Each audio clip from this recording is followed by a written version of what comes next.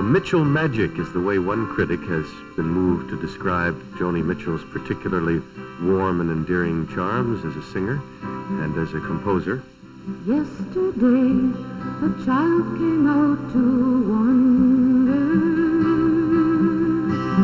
The songwriting, the guitar playing, the piano playing, the singing, she was just an absolute force of nature. Articulate, true artist, shining a light in the darker places of human nature and human experience in a way that not a lot of songwriters have.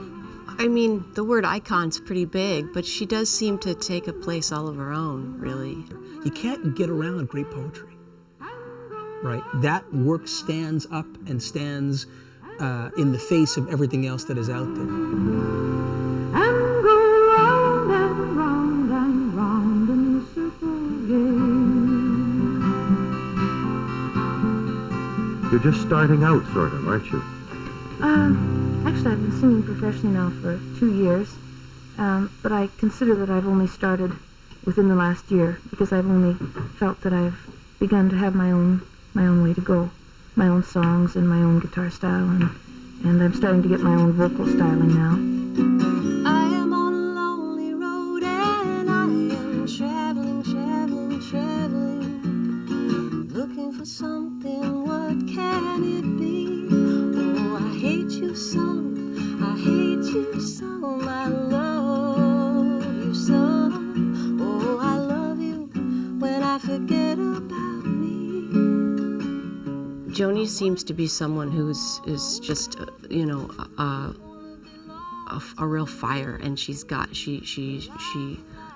out there just representing herself, kind of being herself. Applause, applause, life is our cause. When I think of your kisses, my mind sings songs.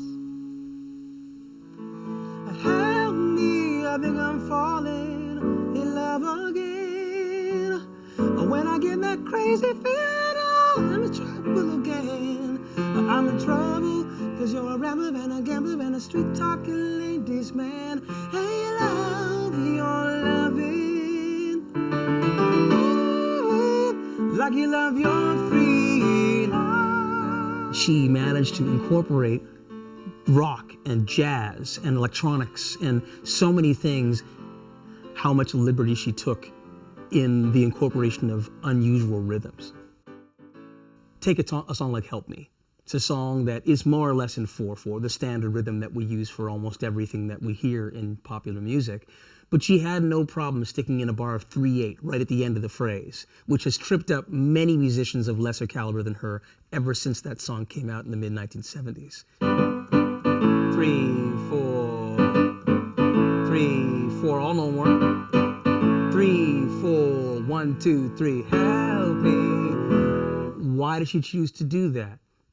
I suspect because she felt there was a need for a little bit more breath there before the next idea.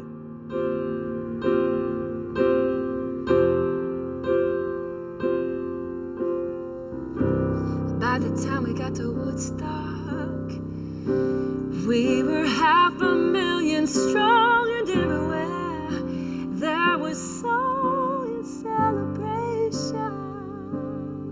She's a painter through and through, whether she's singing, playing guitar, and she, you know, her creativity knows no bounds. She's not conventional in her approach to anything. She's utterly unique, and she sort of rewrites the map, and that's what she does. Above our nation.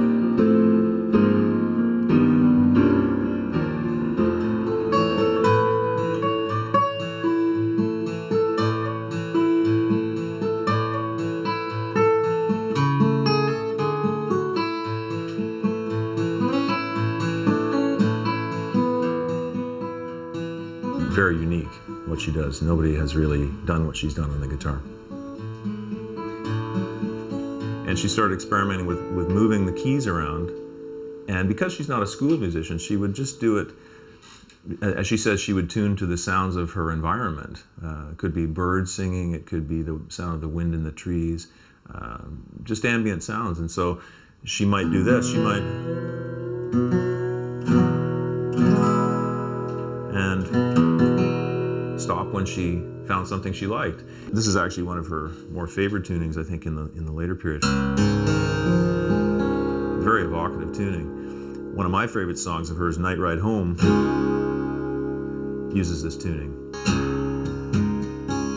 Once in a while, in a big blue moon, there comes a night like this, like some surrealist invented this 4th of July night ride home.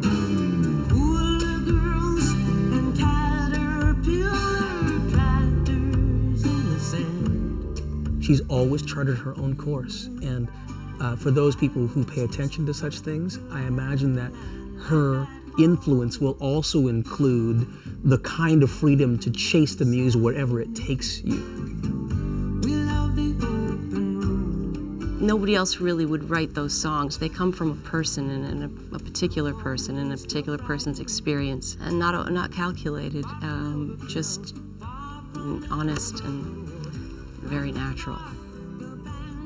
I've had a very interesting and a very challenging life, but I have a tremendous will to live and a tremendous joie de vivre, you know, alternating, you know, with irritability.